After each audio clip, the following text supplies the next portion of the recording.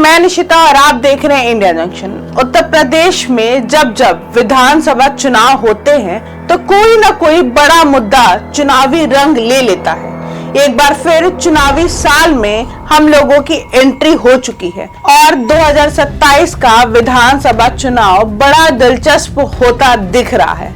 लेकिन इन सबके बीच चुनावी मुद्दों से हटकर फिल्मी मुद्दा छाया हुआ है और यह फिल्म कोई और नहीं बल्कि बॉक्स ऑफिस पर धूम मचाने वाली फिल्म है जिसका नाम है धुरंधर 2। आखिरकार धुरंधर 2 की रिलीज के बाद यह मुद्दा उत्तर प्रदेश की राजनीति को क्यों नए आयाम दे रहा है और क्या यही फिल्म आने वाले चुनाव में बहुत बड़ा मुद्दा बनने वाली है, दिखाएंगे इंडिया जंक्शन की इस स्पेशल रिपोर्ट में। फिल्म इन दिनों खासी चर्चा में बनी हुई है। बॉक्स ऑफिस पर फिल्म जबरदस्त कमाई भी कर रही है। वहीं धुरंधर के दूसरे पार्ट में अतीक अहमद की तरह दिखते किरदार की एंट्री के बाद प्रदेश की सियासत में जबरदस्त हंगामा मचा हुआ है। इसमें माफिया अतीक अहमद को पाकिस्तानी खुफिया एजेंसी ISI और आतंकी संगठनों से जुड़ा हुआ दिखाया गया है।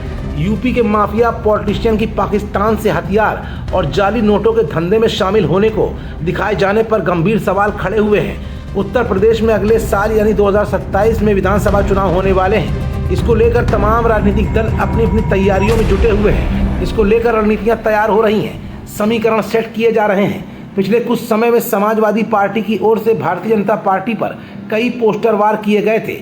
अब भाजपा की तरफ से हमलावर रुख देखने को मिल रहा है। पिछले दिनों लखनऊ की सड़कों पर अखिलेश का लियारी राज पोस्टर चिपकाया गया था। इस पर खूब राजनीति गरमाई। अब नया पोस्टर विवादों के घेरे में आ गया है। पोस्टर में अखिलेश यादव को रहमान डकैत के रूप में दिखाया गया है। वहीं यूपी में उनके शासनकाल को लियारी राज के तौर पर पेश किया गया है, जिसमें मुजफ्फरनगर, मेरठ, शामली दंगों का जिक्र भी किया गया है। इन दंगों के दौरान अखिलेश यादव सरकार की ओर से किए गए एक्शन की भी बात कही गई है। अखबार की कतरनों के जरिए उस समय की असली स्थिति को सामने लाने की कोशिशें की गई हैं। फिलहाल धुरंधर 2 फिल्म के बाद विपक्ष लगातार निशाने पर है।